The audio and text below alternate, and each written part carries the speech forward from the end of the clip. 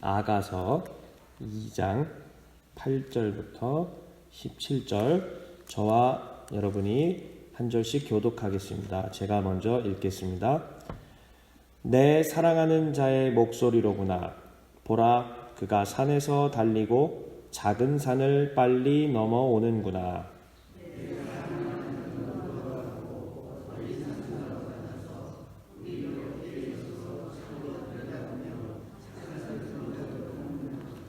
나의 사랑하는 자가 내게 말하여 이르기를, 나의 사랑, 내 어여쁜 자야, 일어나서 함께 가자. 지면에는 꽃이 피고 새가 노래할 때가 이르렀는데 비둘기의 소리가 우리 땅에 들리는구나.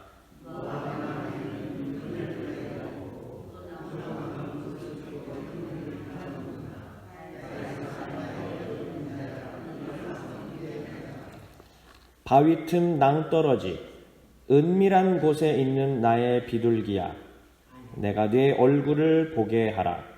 네 소리를 듣게 하라. 네 소리는 부드럽고 네 얼굴은 아름답구나.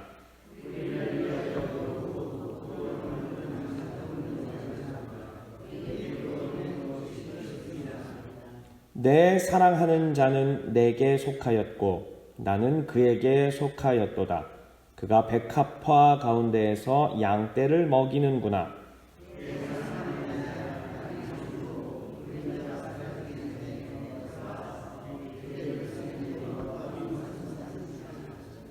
아멘. 오늘은 저희 큐티 본문 오늘 날짜에 해당하는 아가서 2장 8절부터 17절 말씀을 가지고 오늘 하나님이 주시는 일용할 양식을 먹도록 하겠습니다. 오늘은 아가서에 관련된 이야기인데요. 아가서는 저희 지금 보고 있는 이 성경 순서 말고 유대인들이 보고 있는 히브리 성경의 순서에 따르면 순서가 조금 다릅니다. 저희가 가진 성경이랑 내용은 똑같지만 순서가 배열이 좀 다릅니다. 시편이 있고 욥기가 있고 잠언이 있고 잠언 뒤에 룻기, 아가, 전도서 이렇게 갑니다. 저희 성경이랑 좀 달라요. 다시요. 시편, 욥기, 잠언 뒤에 룻기, 아가 이렇게 이야기가 배열이 되어 있습니다. 그러면 잠언의 맨 마지막에 나오는 이야기가 무언가 하면은 왜 이 얘기를 하냐면 잠언 바로 뒤에 룻기와 아가서가 이어지기 때문에 의미가 있어요. 그러면 이 잠언의 맨 마지막에 나오는 핵심적인 주제가 무엇인가 봤더니 현숙한 여인에 관한 이야기입니다. 그래서 잠언이 지혜에 관한 이야기인데 그 잠언이 줄 수 있는 가장 지혜로운 교훈이 뭐냐? 현숙한 여인. 그러니까 사실 이 현숙한 여인이라고 하는 것은 성별의 여자만을 가리키는 게 아니라 하나님을 경외하고 섬기는 하나님의 백성들의 공동체를 통칭하여서 현숙한 여인이라고 할 수 있습니다. 그러면 정말 재밌지 않습니까? 현숙한 여인에 대한 이야기로 잠언이 끝나면서 그 다음에 곧바로 무슨 얘기가 나오냐면 유대교 이 배열로 따지면 룻기 이야기가 나와요. 그러니까 여인에 대한 이야기로 바로 룻기가 나오면서 룻은 모압 여인이었음에도 불구하고 그는 하나님의 은혜를 입고 그 후손에서 다윗이 태어난 언약의 어머니가 되었다라는 얘기죠. 그러니까 정말 하나님을 경외하기만 하면 비록 이방 민족이라도 구원이 임하고 하나님이 함께 하신다라고 하는 그 은혜가 임했다. 그렇게 얘기를 할 수가 있습니다. 그 다음에 바로 아가서가 배치가 되어 있어요. 그래서 이 룻기에 나오는 현숙한 여인이었던 룻과 나오미, 그리고 거기에서 대조적으로 그들을 사랑하고 보듬어줬던 멋있는 남자 보아스.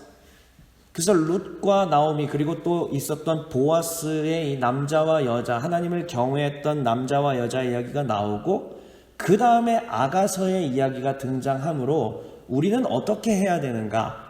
하나님과 하나님의 백성은 서로 이렇게 사랑해야 한다. 그리고 실제적으로도 가정을 이루는 남자와 여자는 이렇게 사랑해야 한다는 것을 모델적으로 모범적으로 보여준 것이 바로 아가서라고 할 수 있겠습니다.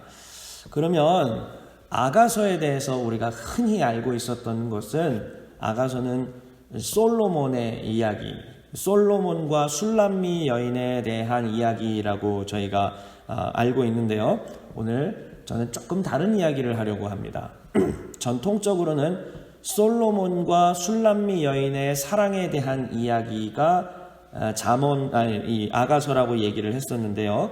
최근에 들어서는 좀 더 발전되어서 저희가 해석을 할 때 솔로몬이 아니다라고 하는 얘기들이 더 커지고 있습니다. 아니 그러면 왜 솔로몬이 아닌가?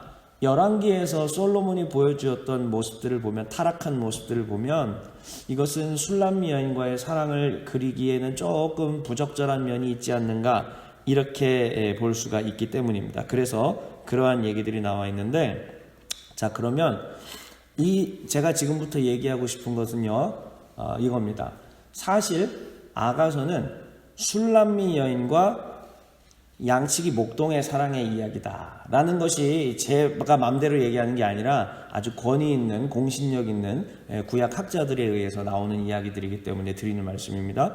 그래서 술람미 여인과 목동 양치기에 대한 사랑의 이야기였다라고 이야기를 하는데, 이쯤에서 조금 더 잠깐 설명을 드리면, 제가 장담하는데 우리 성도님들이 아가서를 쭉 읽으시잖아요. 무슨 소리인지 도저히 몰라요. 갑자기 멋있는 얘기, 꽃이 피고 아름답고 사랑한다 그랬다가 이렇게 했다 저렇게 했다, 누가 하는 얘기인지도 모르겠고 아무것도 모르겠어요. 사실은 저도 배우기 전에는, 공부하기 전에는 그걸 알기가 어려웠습니다. 한글 우리 성경만 가지고 봤을 때는. 그런데 아주 쉽게 이해를 도와드리겠습니다. 이것은 연극이라고 보시면 됩니다. 남자의 대사가 있고 여자의 대사가 있고 그 다음에 뒤에서 합창단원이 갑자기 그거에 대해서 빡 하고 노래를 하는 그런 장면들로 구성이 되어 있다라고 하는 것입니다. 그러면 오늘 이 2장 본문에 대한 것들은 과연 무슨 이야기인가라고 봤을 때 저는 이렇게 얘기할 수 있습니다. 보통은 여태까지는 어떻게 우리가 얘기했었냐면 솔로몬이 사랑하는 술람미 여인에 대해서 나의 사랑 나의 어여쁜 자야 얘기하는 그것으로 얘기를 했었는데요. 이렇게 얘기를 하고 싶습니다. 아가서 전체를 다 깊이 곱씹고 보면은 뭘 알 수 있냐면, 왕이 솔로몬이고 솔로몬 왕에게 드릴 후궁들을 길러내는 그 후궁 기관들이 있었습니다. 그걸 규방이라고 불러요. 이 규방의 존재가 사실 아가서에 드러나 있습니다. 저희가 한글 성경 그냥 읽을 땐 잘 모르겠지만 보면 보여요. 그럼 이 규방이라고 하는 곳은 창살로도 가려져 있고 사람들이 함부로 특히 남자들은 절대로 들어갈 수가 없는 곳인데, 지금 이 술람미 여인은 현재 어디에 들어와 있냐면 이 규방 안에 들어와 있는 것입니다. 솔로몬 왕에게 바쳐지기 위해서 그 자리 가운데 들어와 있는 상황인 겁니다. 그런데 원래 이 술람미 여인은 사랑하는 사람이 있었어요. 내가 원래 저 들에서 농사를 짓고 양을 치면서 지냈을 때에 뭐 이웃집 갑돌이었을지도 모르겠어요. 내가 원래 사랑하던 그 양치기 목동이 있었던 겁니다. 그래서 그 양치기 목동을 계속 그리워하면서 이 규방에 있는데, 근데 재밌는 게 무엇이냐면은 내 사랑하는 사람의 소리가 들리는구나 하고 이 술람미 여인의 대사가 됩니다. 보십시오. 그가 저 산을 뛰어넘고 이 역경을 뛰어넘고 나를 만나러 오고 있습니다. 나 술람미 여인 나를 만나기 위해서 내 진짜 사랑하는 양치기 목동이 나를 만나기 위하여 오고 있습니다. 이렇게 얘기를 해요. 그런데 주변에는 다 창살로 둘러싸여 있고 아무도 나를 만나러 들어올 수가 없는 상황입니다.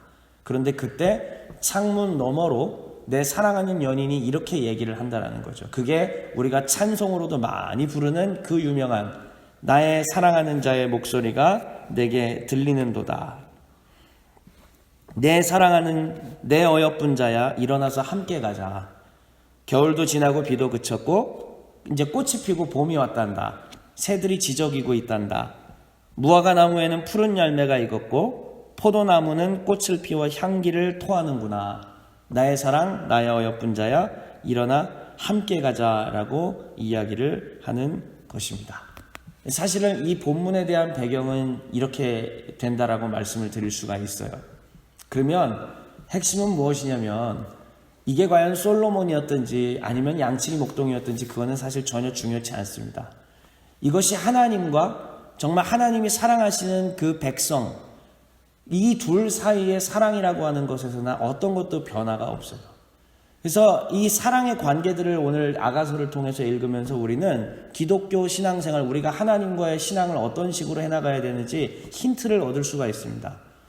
우리는 하나님을 경외해야 되고 두려워할 줄도 알아야 하지만 사실 하나님께서 진짜로 원하시는 건 뭐냐면 이런 관계예요.